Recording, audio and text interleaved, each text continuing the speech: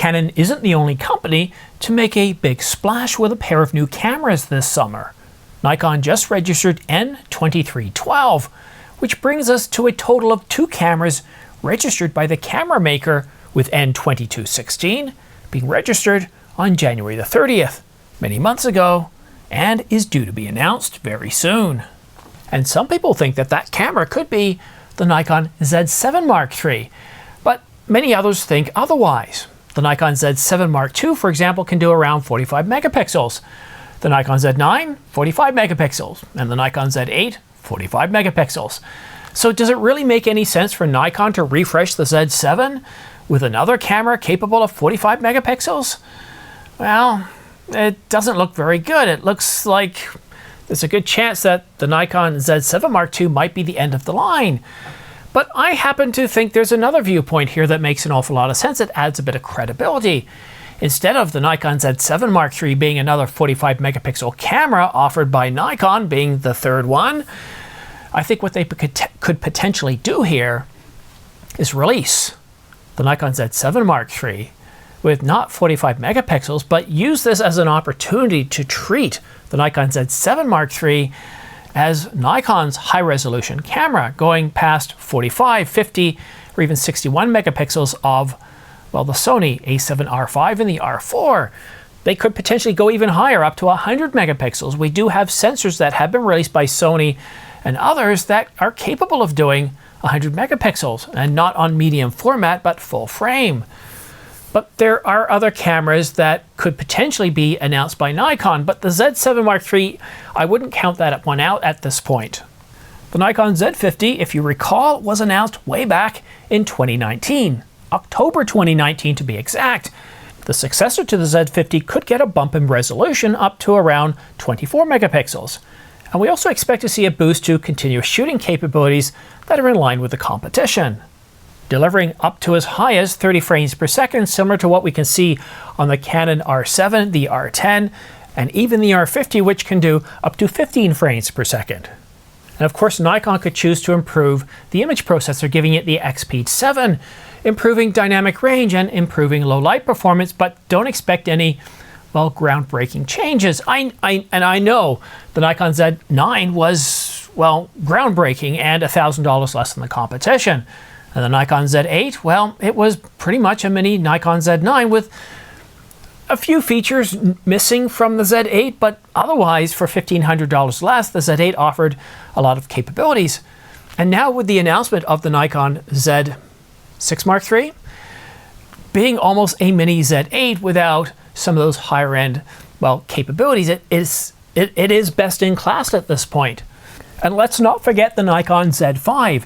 It was also announced 5 years ago in July with a 24 megapixel sensor, XP 6 image processor with an ISO range of between 100 and 52,200 and dual UHS-2 card slots. And of course there was talk going back to January of a refresh, well, nay, not a refresh of the Nikon Z9, but another variant. The Nikon Z9H, I think, is one of the names given to this camera, that it was going to have half the resolution of the Nikon Z9, being a high-speed camera, more in line with the Sony A9 Mark III or the Canon EOS R3. Since we had that rumor, since we had that information courtesy of Nikon Rumors, we haven't heard anything since about this mysterious camera. And of course, we have our doubts. So, which cameras do I think that we could see announced by Nikon? Remember, we have 2 cameras that are registered at this point, and boy, that one from January is certainly due for an announcement. And a good indicator is current pricing. The Nikon Z5 is $400 off, and you can even get a free camera bag and an SD card. The Nikon Z50, though, is just $100 off, but the Nikon Z7 Mark II is $700 off the body alone. So either the Nikon Z7 Mark III, so either Nikon's getting ready to announce the Nikon Z7 Mark III with an inventory clearing event, or they're using that inventory clearing event to just, well, clear out inventory, and that's it with the Nikon Z7 line. I have a sense that we are going to see a refresh of that camera, but I think it's going to be a high megapixel, high resolution version of that. Somewhere, I think, that could push north of 60 megapixels. All right, let's get back to what's going on in the world of cameras. I haven't produced a video. This is my first video in a week, and the reason for that is, well, twofold. One, I've decided to give myself a break. Two, there really isn't any major news. This is the biggest news we've had in a week. I tweeted out some information, so you might want to follow me on Twitter if you want to stay up to date on all camera news and rumors, but I have been taking it easy. I've decided to take a break, and with today being Canada Day, a national holiday, and I think Thursday being a national holiday in the United States, I don't expect any major announcements to happen this week. In fact, I expect this to be a rather slow week. A lot of people are taking the week off in the United States, and here in Canada, a lot of people are taking time off too. So with much of North America shut down for holidays, there's really not much that I expect to come out. However, that doesn't mean to say some of our sources could come out with information. But, you know, I'm not all that hopeful that we're going to get any information drop this week. We could, but everyone's chasing eyeballs, and while I'm more than happy to release information as soon as I get it, others would rather wait until there's more eyeballs on it. So stay tuned. Don't forget to subscribe and choose all notifications. Follow me on X. As soon as I hear more information, I'll be sure to let you know. But for the rest of this week, unless there's something major coming out, I'm planning on taking it easy. And then, of course, the following week, for 4 weeks, I'm off.